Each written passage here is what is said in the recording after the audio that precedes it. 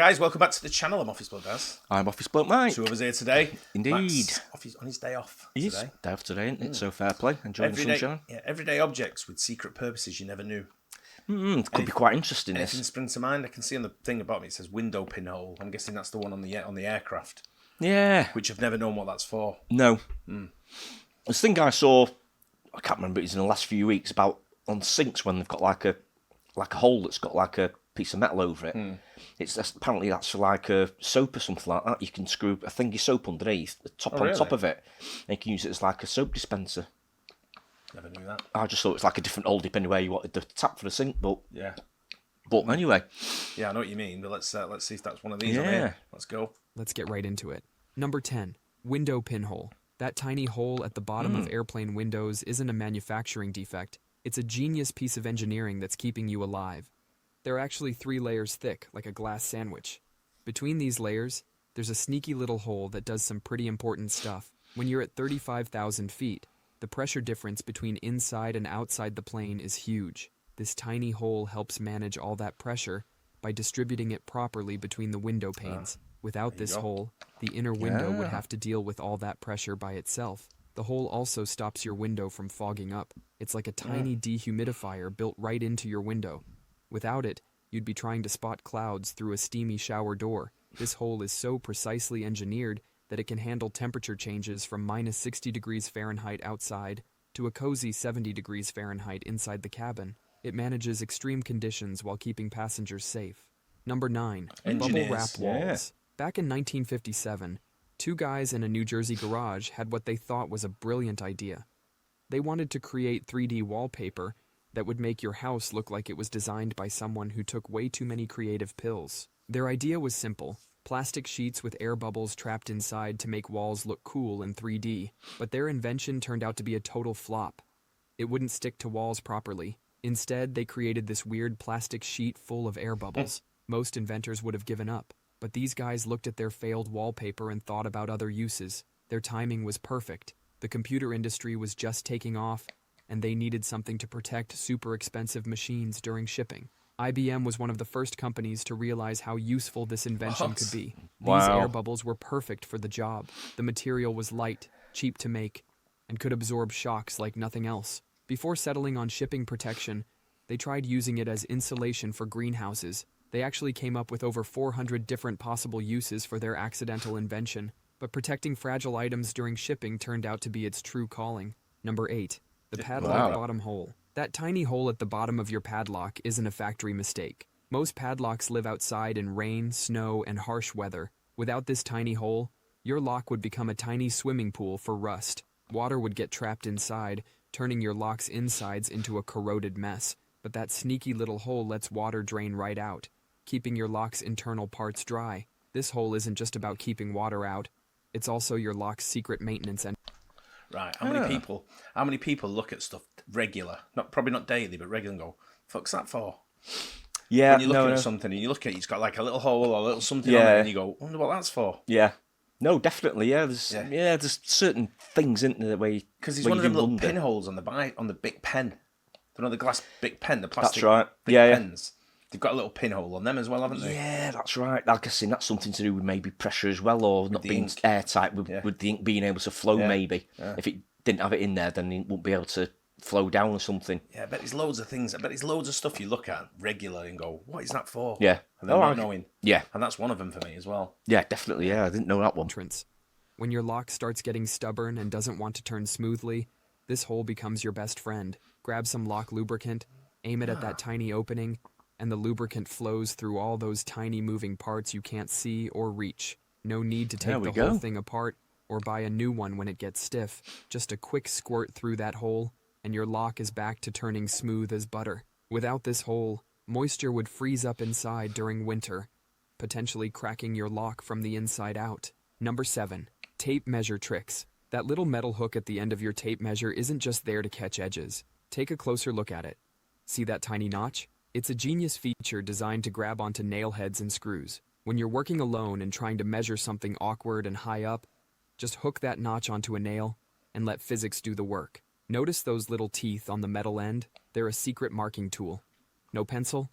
No problem. Drag that serrated edge across your work surface and you've got an instant marking line. It's like having a mini saw built right into your measuring tape.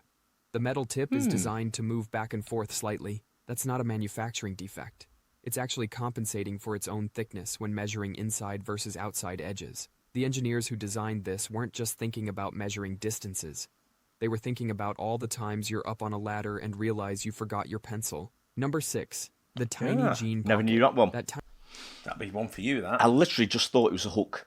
You know, if you're measuring, well, whatever, a wall or a table or something, you hook it on one end so you can go to the other end and it stays in place. I thought literally that's all it was for. See, you've got multi-use now. I'm going to get the first thing I'm going to do when I get home is get my tape measure out. I'll tell you that for nothing. And that isn't a euphemism. Straight into the bathroom. That isn't a euphemism either.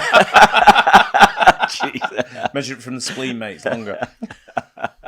Tiny pocket inside your jean pocket wasn't always useless. Back in 1873, I knew this. when Levi Strauss was designing the first blue jeans, this tiny pocket had a very specific purpose. It was made for pocket watches, those fancy timepieces people used before smartphones took over our lives. Back then, pocket watches were like the smartphones of their time. Everyone who was anyone carried one around. These watches weren't cheap. They could cost several months' wages. So Levi designed a special pocket just deep enough to keep the watch secure, but shallow enough that you could easily grab it when needed. The pocket was even reinforced with copper rivets to make it extra sturdy. These rivets made sure the pocket wouldn't tear, even if you were reaching for your watch multiple times a day. These days, we're still getting this pocket on our jeans, even though most of us haven't seen a pocket watch outside of a museum. It's like your jeans are carrying around a little piece of history. Some people use it for coins, guitar picks, or mysterious buttons. But next time you're wearing jeans, remember, that tiny pocket was once the smartphone holder of its day. Number 5, bobby pin mystery line. Ever notice that weird wavy line on one side of your bobby pin? That wavy side is actually a super clever grip system. Those waves act like tiny teeth that grab onto your hair strands. Think of it like the treads on your shoes. They're there to give you better grip. The wavy side is supposed to go down against your scalp, not up. The flat side goes up because it helps spread the pressure evenly. This way your hair doesn't get all bunched up and weird looking. When you put them in the right way, they stay put all day. Put them in wrong, and your hair falls apart faster than a chocolate bar in the sun. Hairstylists have known this secret forever. Number 4, margin mouse defense. Yeah, I didn't know Paper that. margins weren't just for teachers' comments. Back in the old days, paper was super valuable. Every single word written down was precious, but mice had developed quite the taste for paper edges. These little gourmets weren't interested in eating the whole page. They just wanted to snack on the corners and sides. Imagine finishing an important letter, only to find the corner chomped off with your signature missing. Papermakers created a sacrifice zone around the edges of each page. It's like leaving the crust on your sandwich to keep the filling safe. This empty space would let mice have their snack without destroying the important words. These margins ended up being super useful for other things too. People started using them for notes, doodles, and random thoughts. So next time you're writing in a notebook, remember those hungry little mice. They're the reason you have space to draw stick figures during boring meetings. Number 3, bread tag secrets. Those little plastic clips keeping your bread bag closed, they're not just random. There's an urban legend that the different colored tags tell you which day the bread was made. Blue means Monday, green means Tuesday, and so on. But the real story is way more interesting. Those colors aren't about freshness at all. They help bakeries track which production line made the bread. It's like giving each assembly line its own team jersey. Some bakeries use red tags for wheat bread, blue for white bread, and yellow for specialty loaves. This helps workers quickly sort bread without reading every single label. These tiny tags are actually engineering marvels. They're designed with tiny ridges and grooves that grip the plastic bag perfectly. Too loose and your bread goes stale, too tight and you tear the bag. Those holes in the middle, they're not just for looks. They help machines grab and attach tags during high-speed production. So next time you're wrestling with that tiny piece of plastic, remember, you're holding a precisely engineered piece of bakery technology. Number 2, Play-Doh's past. Before Play-Doh was making kids happy, it had a way less fun job. It was actually a wallpaper cleaner back in the 1930s. In those days, walls were covered in coal soot because of how heating worked. A company in Cincinnati made this magic putty that could pull the black gunk right off your walls. It was basically like a giant sticky eraser for your walls. But then people started getting better heating systems. The company suddenly had warehouses full of cleaning putty that nobody wanted anymore. Then one day, a teacher noticed kids were struggling with regular modeling clay because it was too hard to squish. She looked at this wallpaper cleaner and saw potential. So she grabbed some of this wall cleaning putty and gave it to her students. The kids absolutely loved it. It was soft, squishy, and perfect for little hands to mold. The company saw this and tweaked the formula, added some fun colors. Play-Doh was born. It went from cleaning coal stains to creating dinosaurs and spaceships in kids' That's a great one. imaginations. Yeah. The company Good story, started that. sending samples to schools, and word spread like wildfire. Soon, major stores wanted to stock it on their shelves. TV shows like Wow. My thing is when my grandson plays with Play-Doh, my granddaughter played with Play-Doh. So it's still actually going now. Yeah, he's still plasticine, whatever it's called. Plasticine, I think it's Play-Doh. same stuff in I think it, the brand is but- Play-Doh they use. Wow. But once they finish with it, I get the Play-Doh and I use the like a ball of it to mop it all the other Play-Doh up.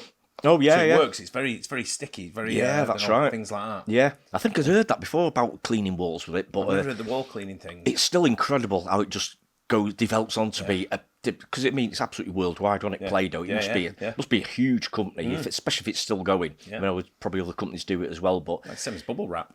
yeah, it is. It's incredible, isn't it? You know, it's useless at one thing, but then it's like, what we're going to do with it. But then you find a different use, and it's like worldwide. It's like huge, Thing with incredible. bubble wrap as well. If you receive something with bubble wrap and you've got kids, give it the kids to pop the Oh, bubbles. look, for absolutely, for yeah. about an hour and a half. Absolutely, they love it, don't they? and Kangaroo started showing kids all the cool stuff they could make with it. Number 1, Converse side holes. Those 2 little holes on the side of Converse sneakers aren't just for looks. Back in the early days of basketball, players would run for hours in hot, stuffy gyms.